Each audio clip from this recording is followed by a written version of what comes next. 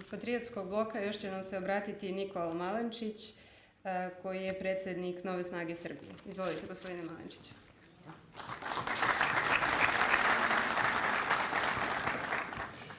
Pomaže Bog, braćo i sestre.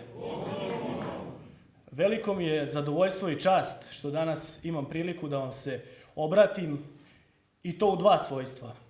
Prvo, kao predsjednik Nove snage Srbije, jedne od organizacija koje čine Patriotski blok Novi ljudi za promjenu sistema, pozivam sve mlade ljude koji, poput nas, ne žele da napuste svoju zemlju, već hoće da žive u Srbiji i za Srbiju, da nam se pridruže i da od ove države izgradimo bolje mesto za život svih nas, zemlju u koju će se rado vraćati i oni koji su je u potrazi za boljim životom odavno napustili.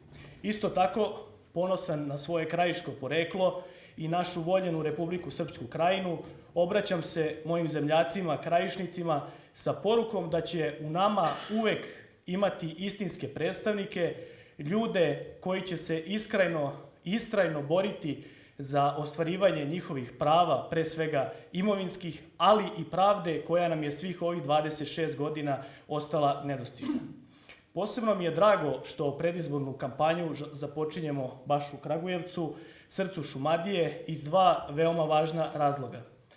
Upravo ovde, pre skoro 2 veka, donet je Sretenjski ustav, prvi ustav moderne srpske države, i zato je prirodno da mi, kao savremeni ustavobranitelji, krećemo iz ovog centra srpske ustavotvornosti i državotvornosti u odbranu aktuelnog Mitrovdanskog ustava, koji je posljednja linija odbrane Kosova i Metohije u sastavu Srbije, a koji je ovih dana ozbiljno ugrožen.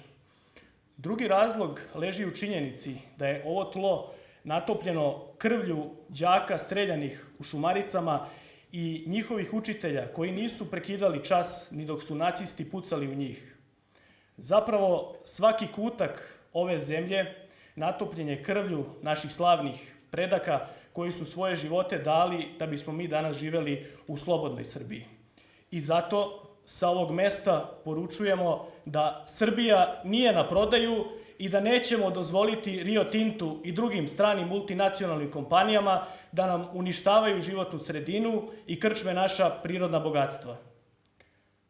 Dakle, zaustavljanje pogubnog trenda odlaska mladih iz zemlje, odbrana ustava, briga o Srbima ma gde živeli i zaustavljanje rasprodaje naše zemlje strancima ključne su teme oko kojih smo se sabrali u ovaj široki rodoljubivi opozicioni savez za koji se nadam da će se uskoro i dalje širiti. Za nas ovo nije samo politika i predizborna kampanja, već i borba za opstanak naše države i naroda, borba u koju smo ušli iskreno i časno, sa najboljim programom i najboljim predsjedničkim kandidatom.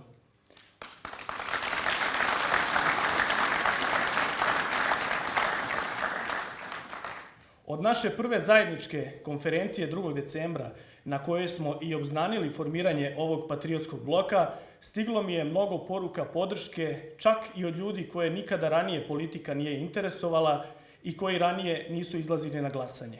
Upravo to je ono što mi uliva veliki optimizam i daje nadu da će ova naša zajednička borba dati dobre i vredne rezultate. I na kraju, dragi prijatelji, pozdravljam vas sa 2 reči koje su nam svima u mislima i na srcu. Živela Srbija!